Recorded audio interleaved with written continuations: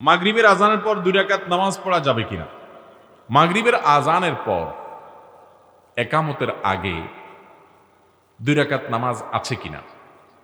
একটা হাদিস আমরা জানি, নবী সাল্লাল্লাহু আলাইহি সাল্লাম বলেছেন, বাইনা কুল্লি আযানিন ওয়া ইকামাতিন রাকাতান। প্রত্যেক আজান এবং একামতের মধ্যে 2 রাকাত নামাজ আছে। এখন প্রত্যেক নামাজে তো এটা আছে বুঝলাম, কিন্তু মাগরিবে কি হবে? মাগরিবে তো সূর্য ডুবার পর আজান হয়, আজানের পরে জামাত হয়, মাঝখানে তো নামাজ নাই, তাহলে এখানে 2 রাকাত কি হবে?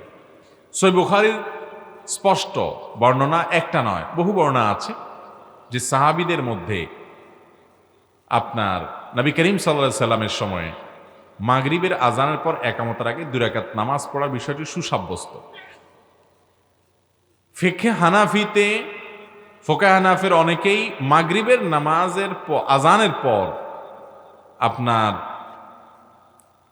মাগরিবের আজানের পর শুধু না, সব ফোকাহে কেরামের মতেই মাগরিবের ওয়াক্ত থাকে খুব কম, খুব দ্রুত নামাজ পড়তে হয়।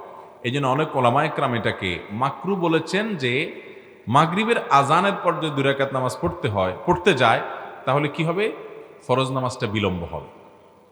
তো বিলম্ব হয়ে গেলে মাগরিবের ওয়াক্ত তো কম থাকে, তাড়াতাড়ি নামাজ পড়তে হয়। এই জন্য সূরাটাও কেসারের সূরা আছে, ছোট ছোট সূরা দিয়ে পড়তে হয়, যাতে তাড়াতাড়ি নামাজ শেষ করা যায়। সেখানে সবাই যদি সুন্নত পড়া শুরু করে দেয়, তাহলে অনেক সময় ব্যয় হয়ে যাবে। এই জন্য ফুকাহে হানাফির অনেকে এটাকে মাকরু বলেছেন। ডক্টর খন্দকার আব্দুল্লাহ জাহাঙ্গীর রহমাতুল্লাহ এই মাসআলার উপরে বিস্তারিত তাহকিক করেছেন, বিভিন্ন ফতোয়া বোর্ডে তিনি লিখিত প্রশ্ন পাঠিয়ে তার উত্তর সংগ্রহ করেছেন। এটার উপরে খোলাসা একটা সামারি তিনি জানিয়েছেন যে আমি যতটুকু ঘাটাঘাটি করছি, ফিকে হানাফির কোনো কিতাবে এটাকে মাকরুহ বলা হয়েছে আমি খুঁজে পাইনি, বা আমি কোথাও আমার অনুসন্ধানে পাই নাই। তবে হাদিসে আছে, যেহেতু সবাই পড়লে মাগরিবের নামাজের জামাত তাখির হয়ে যাবে, সেজন্য ওলামায়ে কেরাম অনেকে এটাকে মাকরুহ বলেন। এটা গবেষণা এবং ইজতিহাদগত বিষয়, কিন্তু হাদিসে আছে মাগরিবের পর আজানের পর একামতের আগে 2 রাকাত সালাতের কথা। কেউ যদি হাদিসের উপর আমল করে, তাকে ভৎসনা করা উচিত হবে, সে সুযোগ নেই হাদিসের উপর যদি কেউ সরাসরি আমল করেন। কোন দালাল ক্রেতা ও বিক্রেতা উভয়ের কাছ থেকে টাকা নিলে সেটা জায়েজ হবে কিনা? আমাদের দেশে জমির দালাল বলেন, অন্যান্য বিভিন্ন দালাল বলেন, এই দালালদেরকে দেখা যায় অনেক সময় ক্রেতা বিক্রেতা দুই দিক থেকে টাকা নেয়। অনেকে দেখা যায় ক্রেতার পক্ষ থেকে টাকা নেয়, অনেকে শুধু বিক্রেতার পক্ষ থেকে টাকা নেয়। কারণ যে বেচবে সে বলে, ভাই আমার জমিটা একটু বেচে দাও, তুমি কাস্টমার খুঁজে আনো, তো তোমাকে এত দেব। এরকম যেরকম আছে, এটা যেরকম আছে, আবার অনেকে ওই যে ক্রেতা বলে, ভাই আমার এই জিনিসটা কেনা দরকার, কোথায় পাওয়া যায় একটু দেখেন। তো সেখান থেকে সে খুঁজে এনে দিলে ক্রেতা তাকে কিছু দেয়। আবার অনেক দালাল আছে যে বিক্রেতার কাছ থেকেও খায়, ক্রেতার কাছ থেকেও খায়। বিশেষ করে আজকালকার যুগে বেশিরভাগ ক্রেতা দালালি বোধহয় এই টাইপের, তাই না? তো এটা জায়েজ হবে তখন যদি সে ক্রেতা বা বিক্রেতা কারোর পক্ষ থেকে উকিল না হয়, অর্থাৎ ক্রেতার সাথেও কোনো চুক্তি নাই, বিক্রেতার সাথেও চুক্তি নেই, সে নিজে নিজে দালাল। কে জমি বেচবে খুঁজে বেড়ায়, আর যে কে জমি কিনবে সেটাও খুঁজে বেড়ায়। তো বেচা লোক আর কেনা লোকের সাথে সে মধ্যস্থতা করে সব কাজগুলো সমাধান করে। এটা যদি সে করে, তাহলে দুই পক্ষ থেকেই সে টাকা নিতে পারে। কিন্তু যদি তাকে বিক্রেতা বলে, ভাই আমার জমিটা বেচতে হবে, তুমি ক্রেতা বাইর করে এনে দাও, জমির দাম 10 লাখ টাকা করে, তোমাকে আমি 9 লাখ করে দিয়ে দিলাম, বাকি 1 লাখ করে তুমি পাইবা, অথবা তুমি এটা বিক্রি করে দাও, মোট এত টাকায় আমি তোমার এত টাকা দিব। এটা যদি বিক্রেতা বলে দেয়, তাহলে সে ক্রেতার কাছ থেকে আর কোনো টাকা খেতে পারবে, তাহলে সে শুধু বিক্রেতার কাছ থেকে নিবে। একইভাবে যদি ক্রেতা বলে দেয় যে ভাই আমাকে এটা খুঁজে বের করে দেন আপনি, তাহলে আমি এত টাকা দেবো, তাহলে তাকে সে নিয়োগ দিলে সে যার কাছে কাজ দিল সেই বিক্রেতার কাছ থেকে সে আর টাকা নিতে পারবে না। যদি নেয় সেটা উৎকোচ হবে এবং জায়েজ হবে। কথা কি বুঝাতে পারছি? তাহলে যে কোনো এক পক্ষ থেকে নিয়োগ প্রাপ্ত হলে শুধু তার টাকা খেতে পারবে, অপর পক্ষের টাকা খাওয়া যাবে না। তখন এটা সুদ হবে, ঘুষ হবে, উৎকোচ হবে এবং আরো নানা কারণে গুনাহ হবে না, জায়েজ হবে। আর যদি দুই পক্ষই তাকে কেউই নিয়োগ দেয় নেই, সে নিজে থেকে নিজে দালালি করে, ক্রেতাও খুঁজে বাইর করে, সে বিক্রেতাও খুঁজে বাইর করে, এরপরে লিঙ্ক করে দেয়, তাহলে সেক্ষেত্রে সে কারোর ধারবে না বা কারোর অধীনস্থ না। বিদেশে দুজন থেকেই বলে কয়ে, ধোকাবাজি ছাড়া, মিথ্যা ছাড়া। দালাল মানে এখন প্রতারণা করবে, তিলেরে তাল বানাবে, বিদেশের দালাল মানে হলো ভিসা আসবে, মনে করেন ক্লিনারের, বলবে যে তুমি বিশাল বড় ম্যানেজার পোস্টে যাচ্ছ, আছে না নাই? বিশাল বড় ম্যানেজার তুমি, সেখানে যায় দেখে হায় হায় কিসের ম্যানেজার, যাও নিয়ে ধরা দিছি। তো এরকম 2 নম্বরই ভিসার দালালরা করে কি করে না? জমির দালালরাও একই কাম করে। ভাই এই জমির দাম এত টাকা বলছিল ভাই, এটা মিথ্যা কথা, অল্পের জন্য দেয়া হয় না ভাই, একদম কাগজ টনটনা, আসলে সে জানে ভেজাল আছে। তো এরকম মিথ্যা কথা বলে দালালি করলে সেটা তো জায়েজ নাই, গুনাহ। দালালি যদি সে করে, করতে হবে সে সত্য কথা বলে মৌলিকভাবে মধ্যস্থতা করা, বলতে খারাপ শোনা গেলেও মধ্যস্থতা করে উপার্জন করা জায়েজ আছে, কিন্তু মিথ্যা কথা বলবে না, প্রতারণা করবে না, সত্য সত্য কথা বলবে এবং 2 নম্বর কোনো পথে যাবে না, তাহলে সেটা জায়েজ হতে পারে। বাংলাদেশে বর্তমান প্রেক্ষাপটে মহিলাদের মসজিদে গিয়ে জামাতে নামাজ আদায় করা জায়েজ আছে কিনা? বর্তমান প্রেক্ষাপট আর ভবিষ্যৎ প্রেক্ষাপট সর্বাবস্থার জন্য শরীয়তের মাসআলা এক্ষেত্রে একই রকমই এবং সব ক্ষেত্রে একই। নবী করিম সাল্লাল্লাহু আলাইহি সাল্লাম অত্যন্ত পরিষ্কার ভাষায় জানিয়েছেন, একজন মহিলা নবী সাল্লাল্লাহু আলাইহি সাল্লামের পেছনে নামাজ পড়ার জন্য মসজিদে নববীতে আসতেন। ভালো করে শুনে রাখেন, নবী করিম সাল্লাল্লাহু আলাইহি সাল্লাম তাকে বললেন, তোমার জন্য মসজিদে এসে নামাজ পড়ার চাইতে তোমার বাসায় নামাজ পড়া উত্তম। বাসার এরিয়ার ভিতরে, বাইরের এরিয়ার ভিতরে নামাজ পড়া উত্তম মসজিদে আসার চাইতে, আর এরিয়ার ভিতরে পড়ার চাইতে বাইরের ভেতরে ঢুকলে পড়লে আরো বেশি উত্তম। ভেতরের আরো কোনো ভেতরে কক্ষ থাকলে সেখানে পড়লে আরো বেশি উত্তম তোমার জন্য। অর্থাৎ পুরুষরা মসজিদে এসে নামাজ পড়লে যে সওয়াব পাবে, তুমি ভেতরে নামাজ পড়লে তার চেয়ে বেশি সওয়াব পাবা। এজন্য মহিলারা শুধু নামাজ পড়ার জন্য মসজিদে আসবে না, সাধারণত শুধু নামাজ পড়ার জন্য মসজিদে আসবে না, তারা বাসা নামাজ পড়বে, এটা হলো সচরাচর এবং সাধারণ জেনারেল বিধান। তবে মসজিদে তারা তালিমের উদ্দেশ্যে, তাআল্লুমের উদ্দেশ্যে আসবে। যদি দেখা যায় যে সেখানে দিনই কোনো প্রোগ্রাম হয়, শেখার দরকার হয়, অবশ্যই ইলম শেখার জন্য তারা আসবে পর্দাপোশিদের সাথে। সেই সাথে বাজারে, ডাক্তারের কাছে, শপিং মলে, বাহিরে, সফরে যাচ্ছে, বাপের বাড়ি, অন্য কোনো জায়গায় বেড়াতে যাচ্ছে, তাহলে এরকম পথে যখন তাদের নামাজের ওয়াক্ত হবে, তখন কি তারা বলবে যে ঠিক আছে ওই যে বাসায় তো নামাজ পড়া উত্তম, তাহলে বাসায় যায় পড়বো ওয়াক্ত গেলেও? এটা করবে? তখন ওই অবস্থায় মসজিদগুলোতে গিয়ে নামাজ পড়বে। এই জন্য শহরের এবং পাবলিক প্লেসের, রাস্তার পাশের যেসব মসজিদগুলোতে পথচারী বিভিন্ন রকমের মানুষ, মহিলাদের নামাজ পড়ার প্রয়োজন হয়, সেগুলোতে অবশ্যই মহিলাদের জন্য ব্যবস্থা রাখা উত্তম এবং উচিত এবং কর্তব্য। অনেক মসজিদ আছে, শহরের মসজিদ, সেখানে মহিলাদের জন্য নামাজের কোনো ব্যবস্থা নেই। ডক্টর খন্দকার আব্দুল্লাহ জাহির রহমাল্লাহ বলতেন যে মহিলারা বাসায় অবস্থান করবে, প্রয়োজন হলে তারা বাহিরে যাবে, এটাই ইসলামের নির্দেশ। এখন যেভাবেই হোক আমাদের মহিলারা সব রাস্তা বাইর হয়ে গেছে, আমরা আটকে রাখতে পারি নাই, তো যেহেতু পারলাম না, এখন বাইর হয়ে গেছে, এখন আমাদের সামনে অপশন 2টা। একটা হলো যাদের রক্ত হলে নামাজ পড়ার সুযোগ দেবো, আর একটা হলো যে না বাইর হইছিস কেন, নামাজ টামাজ নাই, বাসা যায় পড়িস রক্ত গেলে। কোনটা করবেন? নামাজের ব্যবস্থা রাখা দরকার, বিশেষ করে এরকম পরিস্থিতিতে। অতএব সফরে, ফেরিঘাটে, বাস স্টেশনে, পাবলিক প্লেসে, আমাদের দেশে বাস স্টেশনগুলোতে মহিলাদের নামাজের ব্যবস্থা এখন হচ্ছে অনেকটা, কিন্তু অনেক জায়গায় এখনো হয় নাই। মার্কেটগুলোতে প্রচুর মহিলারা আসে, তারা নামাজ কোথায় পড়বে? ব্যবস্থা থাকতে হবে অবশ্যই। বাবা জীবিত থাকাকালীন যদি তার সন্তান মারা যায়, তাহলে তার নাতি দাদার সম্পত্তি থেকে কতটুকু অংশ পাবে? দেখুন, কোনো বাবা যদি দুনিয়া থেকে যাওয়ার আগে আগে ছেলে দুনিয়া থেকে চলে যায়, তাহলে সেক্ষেত্রে যেই লোক দুনিয়া থেকে চলে গেল, তার সন্তানরা তার দাদার সম্পত্তি থেকে আইনত কোরআন এবং সুন্নাহর আলোকে সরাসরি কোনো বিশেষ হিস্সা পাবে না, যেহেতু তারা ওয়ারিস না। কারণ একজনের সম্পদে তার সন্তান মালিক হয় তার মৃত্যুর পর। কখন মালিক হয়?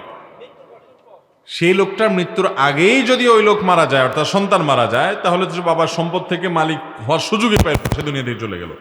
আর তার সন্তানরা মালিক হবে বাপের মাধ্যমে, সে বাপই মালিক হয় না, তো তারা কোত্থেকে মালিক হবে?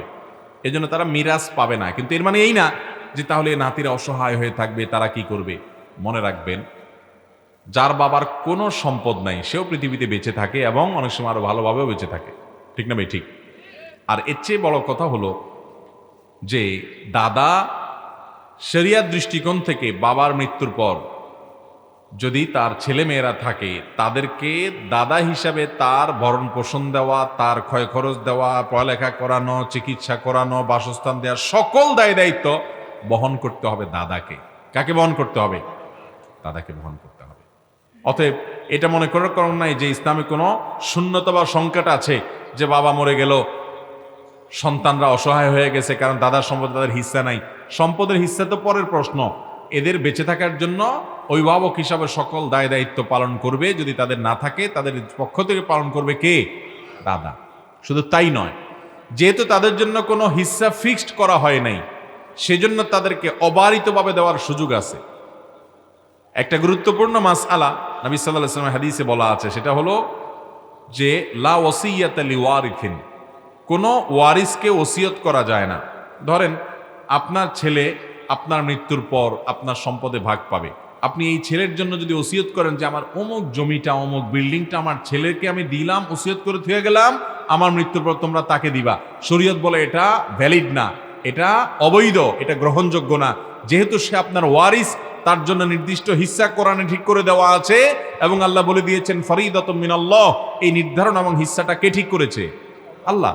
অতএব সেখানে আপনি ওসিয়ত করে আর নতুন কিছু যোগ করতে পারবেন, কিন্তু ওই নাতিদের জন্য দাদা কিন্তু ওসিয়ত করে যেতে পারবে যা খুশি তা।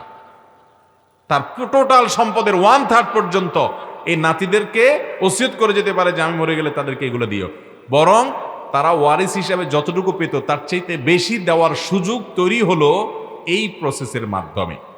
আল্লাহ রাব্বুল আলামিন কার জন্য কোনটা প্রয়োজন তিনি সবচেয়ে ভালো জানেন। অতএব আল্লাহর সাথে পাল্লা দিয়ে গোল্লা যায়েন না, পণ্ডিতি করতে যায়েন না। অনেকে এই মাসআলা এসে ইসলামের উপরে প্রশ্ন তোলে, হ্যাঁ কেমন কথা যে বাপ মরে গেছে, নাতিগুলা অসহায় হয়ে গেছে, দাদা সম্পদে ভাগ পাবে না, তাহলে তারা চলবে কিভাবে? তারা অনেক ভালোভাবে চলবে, সেই ব্যবস্থা ইসলাম রেখেছে।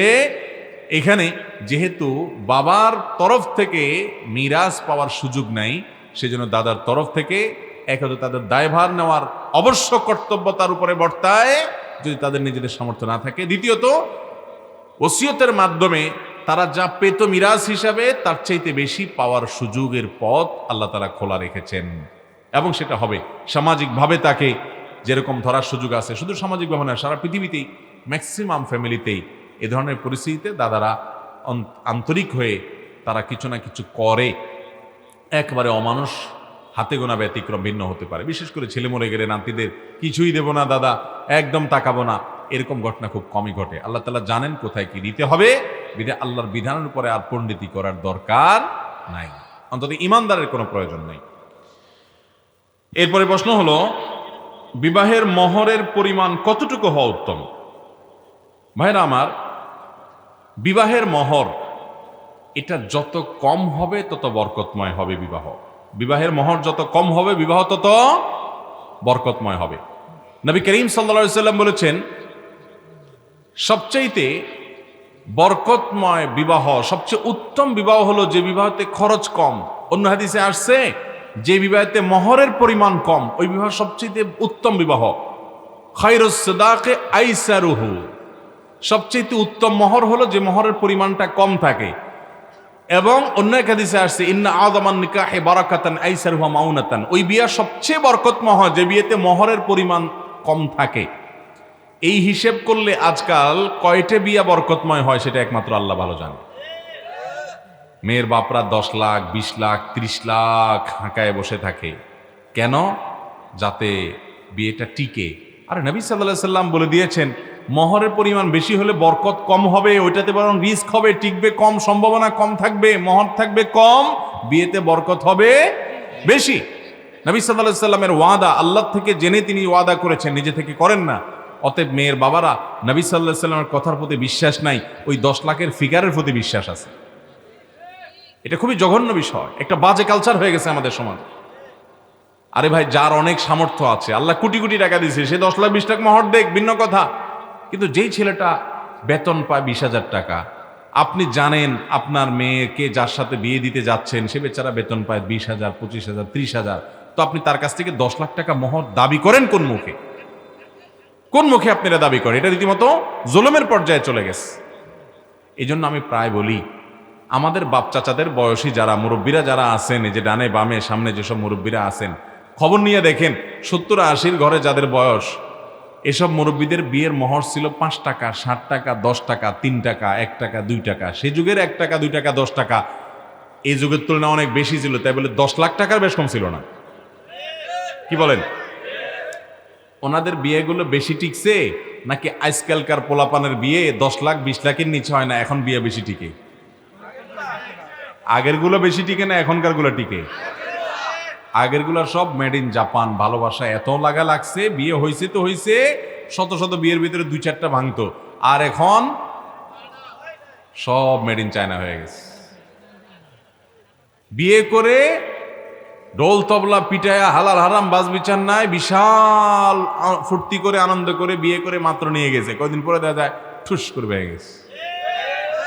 ভাইরা আমার, মোহরের পরিমাণ বাড়ছে কিন্তু বিয়ের গুলোর লংজিভিটি, লাস্টিং করা, এটার পরিমাণ বাড়ে নাই, টেকসই শেষ হয়ে গেছে। কারণ সুন্নার বাইরে কল্যাণ থাকতে পারে। মেয়ের বাবারা মোহরের পরিমাণ কমাবেন তো? আমরা যৌতুকের বিরুদ্ধে কথা বলি, সংগ্রাম করি, যুদ্ধ করি, ভালো কথা, সেটা চালিয়ে যেতে হবে। সচেতনতা অনেকটা বৃদ্ধি হয়েছে, মানুষ এখন অনেক সতর্ক আলহামদুলিল্লাহ। কিন্তু মেয়ের বাবারা, আপনাদেরও তো দায়িত্ব আছে। আপনারা এতগুলো মোহর চায় বসে থাকবেন, বিয়েকে কঠিন করে দিবেন। একটা ছেলে চাইলে জেনা করতে পারে কিন্তু বিয়ে করতে পারে না, এটা কোন সমাজ? বিয়েকে সহজ করেন। টাকা 10 লাখ 20 লাখের দিকে নজর দিয়েন না, নজর দেন ছেলেটার দিকে।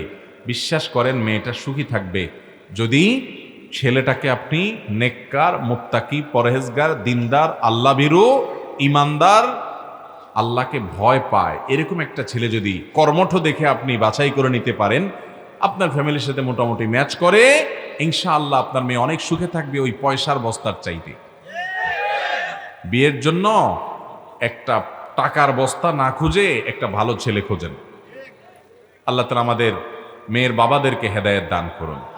তাহলে এই হাদিসের আলোকে, যে হাদিসটা শোনালাম আপনাদেরকে, যে খায়রুস সিদাকে আইসারহু, খায়রুন নিকাহে আইসারহু, সবচেয়ে উত্তম বিবাহ যে বিবাহেতে খরচ সবচেয়ে কম হয়। এখন আমাদের দেশে মনে করা হয় বিয়েতে যদি খরচ হয় অনেক টাকা, লাখ লাখ টাকা খরচ হয়, আমরা মনে করি ওরে বাপরে বাপ, এটা মনে হয় একটা বিয়ে হইল। আর নবী সাল্লাল্লাহু আলাইহি ওয়াসাল্লামের ভাষ্য অনুপাতে ওই বিয়েতে কল্যাণের পরিমাণ সবচাইতে কম হবে। এই জন্য ভাইরা, অপচয় নয়, অপব্যয় নয়, এবং মোহরের নামে বিশাল বড় ফিগার ধরাধরি যেন না হয়। আল্লাহ তাআলা মেয়ের বাবাদেরকে হেদায়েত দান করুন। কত দৃষ্টান্ত নিবেন আমার কাছে? শত দৃষ্টান্ত আমার কাছে আছে। মেয়ের বাবা ভালো ছেলে, উপযুক্ত ছেলে, কর্মঠ, পরিশ্রমী, আল্লাহ ভীরু, নিজের সাথে ফ্যামিলিগত ম্যাচ হয়, মোটামুটি দেখে দিয়ে দিছে, টাকা পয়সা বাজ বিচার করে নাই, অনেক সুখে আছে। বহু দৃষ্টান্ত আমার চোখের সামনে আছে। আর টাকার বস্তা দেখে বিয়ে দিছে, মেয়ের জন্য ছেলে দেখে নাই, দেখছে একটা টাকার বস্তা, কদিন পরে ওই টাকার আগুনে পুড়ে সব ছারখার হয়ে গেছে। এরকম দৃষ্টান্ত আপনাদের আশেপাশে আছে না বহুত? অতএব আল্লাহ তাআলা মেয়ের বাবাদেরকে হেদায়েত দান করুন, মেয়েদেরকে হেদায়েত দান করুন, মেয়ের মাদেরকে হেদায়েত দান করুন, মেয়েদেরকে হেদায়েত দান করুন, ছেলেদেরকে আল্লাহ তাআলা হেদায়েত দান করুন। এরপরে প্রশ্ন, মিরাজের ঘটনায় আমরা শুনেছি যে রাসূল সাল্লাল্লাহু আলাইহি সাল্লাম দোজখ ও বেহেশতের কিছু সংখ্যক মানুষকে দেখতে পান যারা শাস্তি ও নিয়ামত ভোগ করতেছিল। আমার প্রশ্ন হলো, হাদিসে উল্লেখ আছে যে আমাদের নবীর উম্মত ছাড়া তো কেউ আগে জান্নাত ও দোজখে প্রবেশ করবে না। হাসরের মাঠে হিসাবের পরে আমার নবীর উম্মতই আগে বেহেশতে যাওয়ার অনুমতি পাবেন। তাহলে মেরাজের ঘটনায় যেটা বর্ণনা করা হয়েছে তারা কারা, উক্ত বিষয়ে আলোচনা করবেন। মাশাআল্লাহ, সুন্দর একটা প্রশ্ন। আপনারা জানেন মেরাজে নবী করিম সাল্লাল্লাহু আলাইহি সাল্লামকে বিভিন্ন লোকের জান্নাতে থাকার এবং জাহান্নামে যাওয়ার দৃশ্য দেখানো হয়েছে। প্রশ্নকর্তা ভাইয়ের প্রশ্ন হলো, নবী করিম সাল্লাল্লাহু আলাইহি সাল্লামকে কিভাবে জান্নাতে জাহান্নামে থাকা লোক দেখানো হলো? প্রথম কথা হলো, হাসরে বিচার হবে, তারপরে তো মানুষ জান্নাতে জাহান্নামে যাবে। এরপরে কথা হলো, জান্নাত উদ্বোধন হবে না এই নবীর উম্মত দিয়া, তাহলে আগে থেকে কিভাবে অন্যরা গেল? এই প্রশ্নের উত্তর হলো, ভাই, প্রথমত নবী করিম সাল্লাল্লাহু আলাইহি সাল্লামকে মেরাজে নিয়ে যে আল্লাহ তাআলা জান্নাত দেখিয়েছেন, জাহান্নামের কিছু দৃশ্য, কিছু অপরাধের শাস্তি কেমন হচ্ছে, শাস্তি কিছু মানুষ পাচ্ছে, সেই দৃশ্যগুলো যে দেখানো হয়েছে, এটা সম্পূর্ণ গায়েবের বিষয়। গায়েব মানে অদৃশ্যের জগতের বিষয়, আলমুল গায়েব যেটাকে বলা হয়। আমরা কোরআনে কারীমের সূরা বাকারার একবারে শুরুর দিকে পড়েছি, আলিফ লাম মিম যালিকাল কিতাব লা রাইবা ফি হুদাল লিল মুত্তাকিন আল্লাযীনা ইউমিনুনা বিল গায়ব। যারা অদৃশ্যের যেসব বিষয়গুলোতে কোরআনে বর্ণনা আছে, বিশুদ্ধ হাদিসে বর্ণনা আছে, সেগুলোকে যারা বিশ্বাস করে এরা কোরআন থেকে হেদায়েত প্রাপ্ত হবে। অতএব অদৃশ্যের জগতের সব কিছুকে আমি আমার বিবেক দিয়ে দৃশ্যমান জগতের সাথে হুবহু ম্যাচ করে মিলিয়ে বোঝাটা, এটা বোঝার চেষ্টা করাটা বোকামি ছাড়ার কিছুই নয়। সেখানে আল্লাহ তাআলা তাকে কিভাবে কি দেখিয়েছেন, তার রূপ আসলে কি, বিস্তারিত ব্যাখ্যা হাদিসে যেহেতু নাই, তিনি দেখেছেন আমরা এটুকু জানি। অতএব তা আমরা তার এই দেখাটাকে এইভাবে ব্যাখ্যা করতে যাব না যে হ্যাঁ আপনার আগে থেকে নবী সাল্লাল্লাহু আলাইহি সাল্লামকে আল্লাহ তাআলা কিছু মানুষকে জাহান্নামে ফেলে তাকে দেখাইছেন হান্তান ইত্যাদি ইত্যাদি। বরং প্রথম কথা হলো আল্লাহ তাআলাই ভালো জানেন যে এটার মূল বিষয়টা কি। তবে অনেক ইমামগণ, অনেক বিশ্লেষক, ওলামায়ে কেরাম বলেছেন যে এখানে তাকে ডামি দেখানো হয়েছে। ডামি বুঝেন? ডামি মানে হলো যে জাহান্নামের শাস্তিটা এই টাইপের হবে, জাস্ট ওইটা বোঝার জন্য একটা দৃশ্য তাকে দেখানো হয়েছে। জান্নাতের দৃশ্য এরকম দেখানো হয়েছে। আর আবু হুরায়রা রাদিয়াল্লাহু তাআলা আনহুর যথাসম্ভব ওনার ব্যাপারে আমি যদি ভুল না বলে থাকি, ওনার জুতার আওয়াজ নবী সাল্লাল্লাহু আলাইহি সাল্লাম জান্নাতে শুনতে পেয়েছেন। এটা ওনার উম্মত, নবী সাল্লাল্লাহু আলাইহি সাল্লামের উম্মত। তাহলে এটা ঠিক যে জান্নাত জাহান্নামে মানুষ প্রবেশ করবে কিয়ামতে বিচারের পর। এখন কেউ প্রবেশ করেছে এমনটি কোনো বর্ণনা থেকে জানা যায় না। কবরের আযাব সত্য, মহাসত্য, কবরের শান্তি এবং নেয়ামত মহাসত্য, আহলুস সুন্নাত জামাতের আকীদা, কোরআনে বহু আয়াত এবং বিভিন্ন হাদিস দ্বারা প্রমাণিত, সেটি ভিন্ন বিষয়। কিন্তু জান্নাত জাহান্নামে আসলে আদতে কেউ প্রবেশ করেছেন বলে কোনো আয়াত হাদিসে নাই। তার নবী সাল্লাল্লাহু আলাইহি ওয়াসাল্লাম দেখলেন যে অদৃশ্যের জগতে সেই দেখাটার ধরন কি ছিল, ওইটা কি ডামি না ভিন্ন কিছু, সেটার ইলম একমাত্র আল্লাহ তাআলার ভালো জানেন। তবে প্রবেশ করবে জান্নাতে কিংবা জাহান্নামে কিয়ামতে বিচারের পরে। এখন যেটা দেখেছেন তিনি, আল্লাহ তাকে দেখিয়েছেন, এটা ভবিষ্যতে কি হবে আল্লাহ তাআলা চাইলে সেটা আগে দেখাতে পারেন কি পারেন না? আল্লাহর জন্য তো অসম্ভব কিছুই না। এরপরে প্রশ্ন হলো, একজন স্ত্রী তার স্বামীকে সবসময় খুশি রাখেন এবং ওই স্ত্রী নামাজ আদায় করেন, রোজাও পর্দা করেন, এরপরও তার স্বামী পরকীয়া করেন, ওই স্বামীর কি শাস্তি হবে? এই স্বামী তো নিমক হারাম স্বামী। এরকম অনেক নিমক হারাম আছে ভাই, অনেক কপাল পোড়া আছে ভাই। এটা শুধু পুরুষদের মধ্যে না, মহিলাদের মধ্যেও আছে। অনেক মহিলাদের এরকম আছে যে স্বামীটা অনেক ভালো, তার হক আদায় করে, তাকে অনেক ভালোবাসে, অনেক আদর যত্ন করে, এরপরেও সে পরকীয়া লিপ্ত। একই কথা অনেক বদকিসমত পুরুষদের মধ্যেও আছে। এতে নিমক হারাম। আল্লাহ তাআলা তাকে নেয়ামত দিয়েছে, ভালো স্ত্রী দিয়েছে, ভালো জীবন সঙ্গিনী দিয়েছে, তারপর সে ডানে বামে চলে যায়।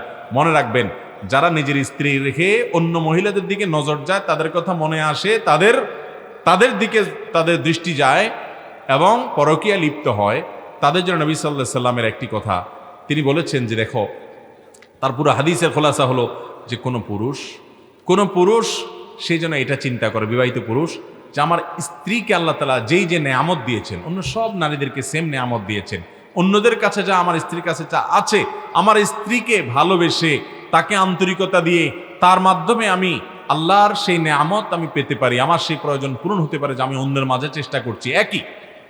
এই একটা মহাসত্য যদি কেউ তার অন্তরে ভালো করে গেঁথে নিতে পারে, তাহলে সে পরকীয়াতে আর যাবে না, ওখান থেকে বের হয়ে আসবে ইনশাআল্লাহ। অতএব আল্লাহ রাব্বুল আলামিন পরকীয়ার এই ব্যাধি থেকে আমাদের সমাজের মানুষকে হেফাজত থাকার তৌফিক দান করুন। ভাইরা আমার, জেনাতে যারা যায় তাদেরকে শয়তান বুঝায় যে না, তুমি যার সাথে সংসার করছো, বসবাস করছো, এর চাইতে আরো আরামের জায়গা, এর চাইতে আরো সুখের জায়গা আছে। শয়তান মরুচিকার মতো এখানে টানে ওখানে টানে। যে একবার ওই গর্তে পা দিয়ে দেয়, সে এরপরে বুঝে হায় হায় আমার সব ধ্বংস করছি, শয়তান তো আমাকে মিথ্যা প্রতিশ্রুতি দিয়েছে। আল্লাহ তাআলার মহাসত্য ওয়াদার কাছে আমরা মাথা নত করে শয়তানকে বিশ্বাস করব না। মেয়েরা টাকনুর উপর পাজামা পরতে পারবে কি? মেয়েরা যদি বাসা বাড়িতে থাকে, মাহরামদের সামনে থাকে, তাহলে টাকনুর উপরে পাজামা পরলে অসুবিধা নেই। 3/4 পাজামা পরলেও চলবে, হাঁটুর নিচে ঢাকা আছে চলবে। বাবা আছেন, ভাই আছেন, স্বামী আছেন, মাহরামদের সামনে। গায়ের মাহরামদের সামনে যদি হয়, ভাসুর আছেন অথবা বাহিরে যখন যাচ্ছে, তখন অবশ্যই টাকনুর উপরে পাজামা পরে তিনি যদি ওই অবস্থায় যান, উপরে বোরকা ইত্যাদি না থাকে, অর্থাৎ ওইভাবেই চলেন। যেমন আজকাল বের হয়েছে কি প্লাজো পায়জামা, ধুতি পায়জামা বাইর হয়েছে না কিছু, এগুলো টাকনুর উপরে শুধু না, ওই যে ধুতি যেটা, এটা তো পেছন থেকে, প্লাজোটা অবশ্য আপনার এই অনেক থাকে না, ঢেলা থাকে। তো সচরাচর প্লাজো যদি আপনার টাকনুর উপরে থাকে, তো সেটা নাজায়েজ হবে বাইরে প্রদর্শন করে বেড়ালে। আর ডোলা থাকুক টাইট থাকুক, এগুলো সব ঢেকে ঢুকে নিজের সৌন্দর্যকে অপ্রকাশিত রাখতে হবে। আর যদি ওই যে ধুতি পাজামা যেটা পরে ওইটা পেছন দিক থেকে আপনার পায়ের দিক থেকে একটু ধুতির মতো উঠানো থাকে, তাহলে তার পায়ের গোছার কিছু অংশ দেখা যায়, এটা জায়েজ হতে পারে না যদি পরপুরুষের সামনে হয়। দেখেন, নারীদের সৌন্দর্যকে ইসলাম এত ঢেকে ঢুকে পর্দা করে যেতে বলেছে কেন? কেন ভাই? নারীদেরকে ছোট করার জন্য, হেয় করার জন্য, নারীকে অধিকার কম দেওয়ার জন্য? নারীকে সম্মান দেওয়ার জন্য। যে একজন মুসলিম নারীকে নিয়ে বাজারের রাস্তার মানুষরা বাজে চিন্তা করবে, এটা কখনো একজন মুসলিম নারী কল্পনা করতে। একজন নারী যদি তার সৌন্দর্য প্রকাশ করে অশ্লীল এবং খোলামেলা পোশাক আশাকে বাইর হয় সেজে গুজে, তাহলে তাকে রাস্তাঘাটে পথে যত মানুষ দেখে সবাই তো মায়ের মতো পবিত্র চিন্তা করে, তাই না? বোনের মতো পবিত্র চিন্তা করে। কি চিন্তা করবে? খারাপ চিন্তা করবে কি করবে না? এইভাবেই মানুষের সৃষ্টি, অর্থাৎ প্রকৃতিগতভাবে মানুষের টানটা এরকম। আপনি তার সামনে এই বাজেভাবে যখন উপস্থাপন করবেন কোনো নারীকে, বা কোনো নারী নিজেকে উপস্থাপন করবে, তখন তাকে নিয়ে বাজে চিন্তা করা হবে। একজন মুসলিম নারী তিনি কখনো এটা করতে দিবেন না। আপনি আপনার কথা চিন্তা করেন, আপনার স্ত্রী, অনেক কপাল পোড়া পুরুষ আছে, বেকুব কিসিমের পুরুষ আছে, নিজের স্ত্রীকে বাহিরে নেওয়ার সময় সাজুগুজু করে খোলা মেলা পেট খালি পিঠ খালি নাকের উপর এক নোক্তা এমনে সেমনে বাহির করে নিয়ে বের করে নিয়ে গেছে, খোলামেলা পোশাকে, অশ্লীল পোশাক আশাকে। যখন বাহিরে নিয়ে গেছেন আপনি, আপনার এই বউকে নিয়ে আপনি যাচ্ছেন হনহনায়া রাস্তার পাশ দিয়া, মার্কেটে, সুপার মার্কেটে, দোকানে পাটে, যত মানুষ রাস্তাঘাটে দেখে, সবাই তো দেখে দেখে পবিত্র চিন্তা করে নাকি? আপনি নিজে এরকম অন্যের মহিলা দেখার পর, 10টা মহিলা দেখার পর, বারবার দেখার পর আপনার মনে কি চিন্তা আসে? আপনি যদি বলেন না, আমার মনে কখনো বাজে চিন্তা আসে না, আমি একেবারে ফেরেশতার মতো চিন্তা করতে পারি, তাহলে আমি বলবো আপনি আস্তে একটা মিথ্যুক। হয় মিথ্যুক, আর না হলে আপনি অসুস্থ, আপনার ডাক্তার দেখানো উচিত। ভাইরা আমার, আমাদের এই জায়গায় আসলে তারা খুব সাধু সেজে যায়, বলে যে হ্যাঁ হুজুরদের মনটাই খারাপ, এই বেটারা সবসময় বাজে চিন্তা করে, একটা মহিলা দেখলেই বাজে চিন্তা করতে হবে এমন কোনো কথা আছে? তোমার মন তুমি ঠিক করো। এর চাইতে হাস্যকর এবং পাগলামি কথা আল্লাহর জমিনে আরেকটা হতে পারে না। তুমি এমন পরিস্থিতি তৈরি করবা যে পরিস্থিতিতে মানুষের দৃষ্টি মন সেদিকে আকৃষ্ট হবে, আবার বলবা না তোমার দৃষ্টিও তুমি বাইন্দা রাখো, তোমার মনও তুমি বাইন্দা রাখো, এটা কোনোদিনই সম্ভব। পশ্চিমা দুনিয়াতে সব মহিলারাই প্রায় খোলামেলা চলাফেরা করে, সেখানকার পুরুষরা তো সবাই পবিত্র চিন্তা করে, তাই না? পত্রপত্রিকা এবং গুগলে সার্চ দিয়ে দেখেন যে কি পরিমাণ নারীরা নিগ্রহের শিকার হয়, যৌন নিগ্রহের শিকার হয়, কর্মস্থল থেকে নিয়ে সর্বত্র। আমাকে একবার বাংলাদেশের একজন প্রথম সারির স্থপতি, নাম বললে সবাই চিনে যাবেন, আমি বলবো না, কোনো একটা টেলিভিশন প্রোগ্রাম শেষে আমাকে উনি বলতেছেন, ভাই আপনি কি জানেন যে আমেরিকার মতো দেশে, পশ্চিমা দুনিয়ার অনেক দেশে কয়েক সেকেন্ডের জন্য যদি বিদ্যুৎ চলে যায়, তাহলে লিফটের মধ্যে অন্যান্য জায়গায় কি পরিমাণ নারীদের উপরে যে পাশবিক নির্যাতন হয় সেটা আপনি কল্পনা করতে পারবেন না। এবং বিভিন্ন রেশিও এবং জরিপের যে রেজাল্ট আছে সেটা যদি আপনি দেখেন, আপনি অবাক হয়ে যাবেন। তাহলে তথাকথিত পুরুষের মন ভালো করে ফেলো, চোখ ভালো করে ফেলো, এই মেথডে পৃথিবীর কোন দেশে নারীরা সেফ হতে পারে? কিয়ামত পর্যন্ত কোথাও পারবেও? এর জন্য সমাধান হলো পুরুষ তার মনকে নিয়ন্ত্রণ করবে, চোখকে হেফাজত করবে, নিয়ন্ত্রণ করবে, আর নারীও তার সৌন্দর্যকে অপ্রকাশিত রাখবে। তাকে নিয়ে বাজে মনে মনে জেনা করবে, একজন মেয়েকে দেখে বা বাজে নজর দিয়ে তাকে নিয়ে মনে মনে নোংরা চিন্তা করবে। এটা কোনো রুচিশীল মেয়েও দিতে পারে না। কোনো পুরুষ তার স্ত্রীকে, তার মাকে, তার বোনকে নিয়ে কেউ এরকম চিন্তা করার সুযোগ কোনোদিন কোনো পুরুষ করে দিতে পারে? যে করে দেয় বেচারা রুচি নিয়ে আমাদের প্রশ্ন আছে। আল্লাহ তাআলা আমাদেরকে রুচিশীল পুরুষ হওয়ার তৌফিক দান করেন। বউরে একেবারে সাজায়া গোজায়া খোলামেলা কইরা মেয়েকে, বউকে, বোনকে রাস্তায় বাইর হবেন? চিন্তা করে দেখেন আপনি কি করছেন।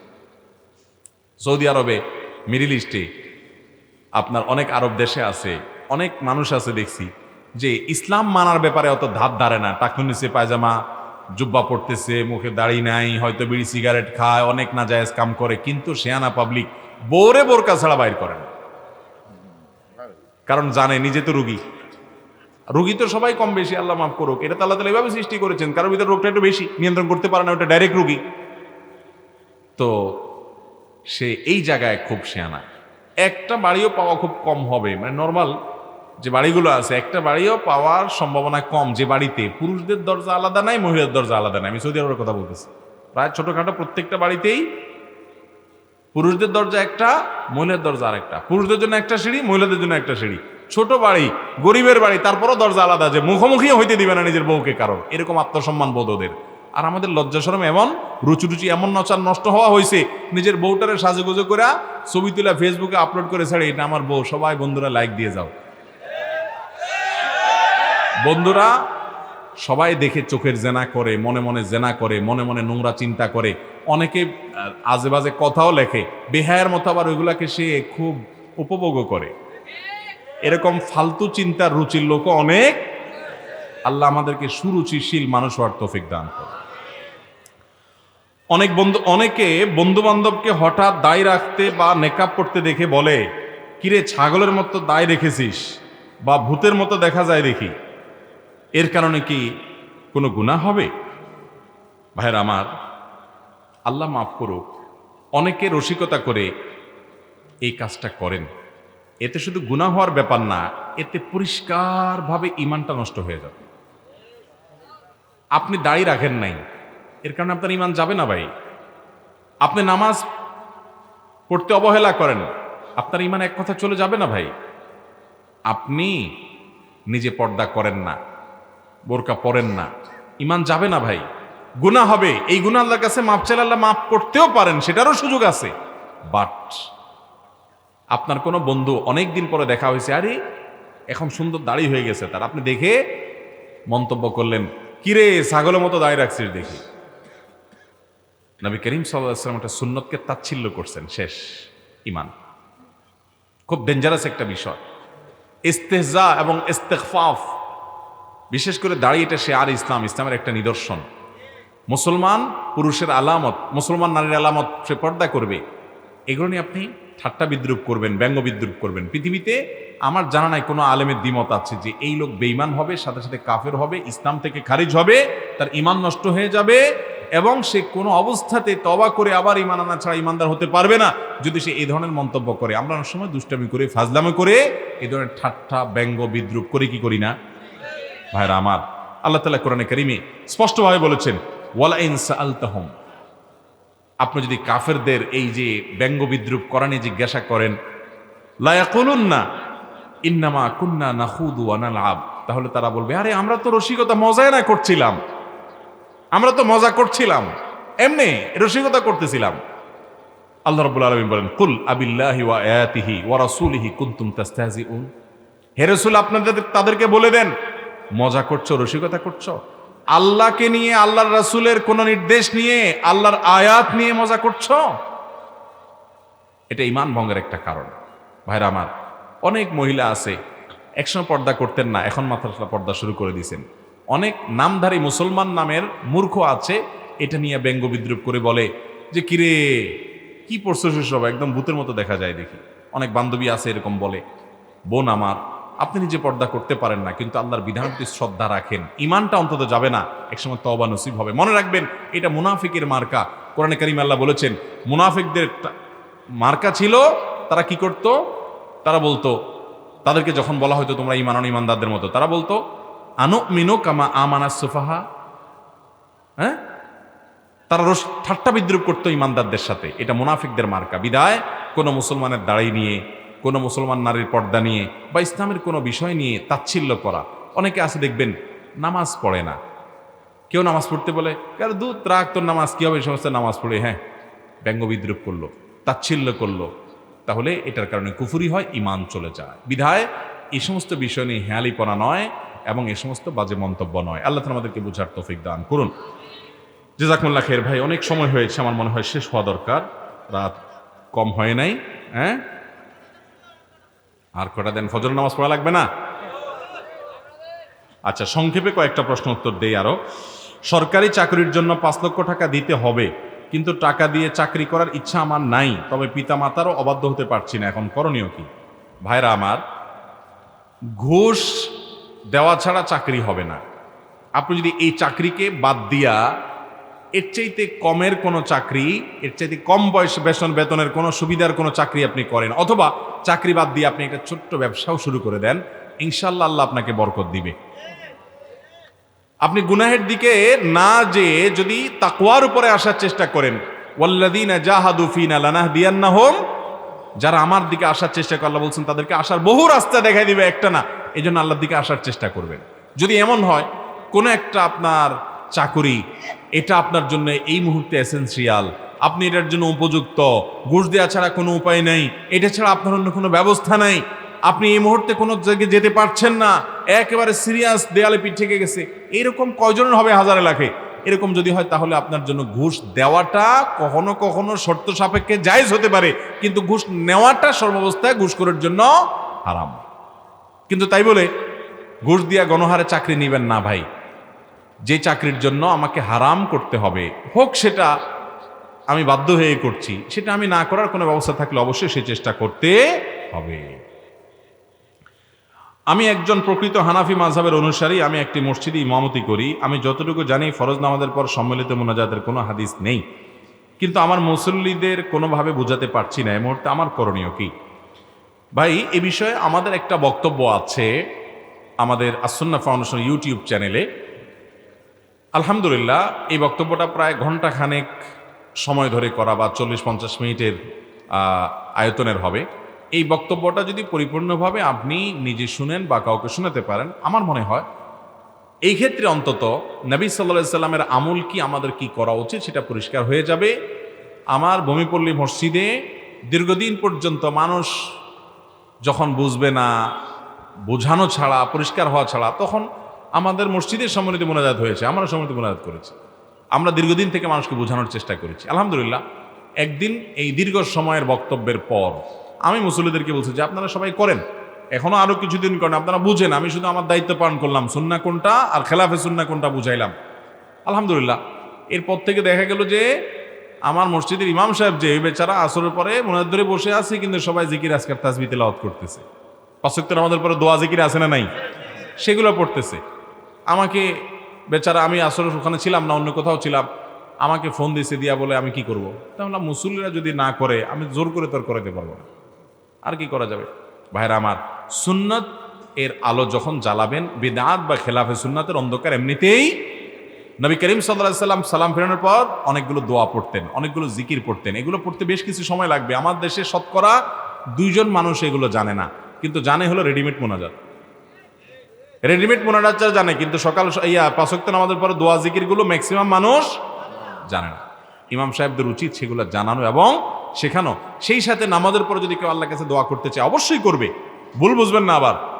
কিন্তু নামাজটা একটা মুনাজাত মা আল্লাহ, আল্লাহর সাথে কথোপকথন। আবার সেই সাথে নামাজের পরে দুবরা কুল্লি সালাত, প্রত্যেক নামাজের পর দোয়া কবুল হয়। কারণ যদি আল্লাহর কাছে কিছু চাওয়ার থাকে সে করবে, কিন্তু ইমামের সাথে মুসল্লিরা উঠাবে, নামাবে, লেফট রাইট, এরকম ট্র্যাডিশনাল মুনাজাত যেটা আমাদের দেশে আছে, এটাকে নামাজের অংশ মনে করলে, নামাজের পর এটাকে বাধ্যতামূলক মনে করলে, আবশ্যক মনে করলে, এটাকে নামাজের অংশ বানিয়ে নিলে, সুন্নাহ মনে করলে, সেটার কারণে সওয়াব হওয়ার পরিবর্তে বরং গুনাহ হওয়ার আশঙ্কা, ভয় আছে।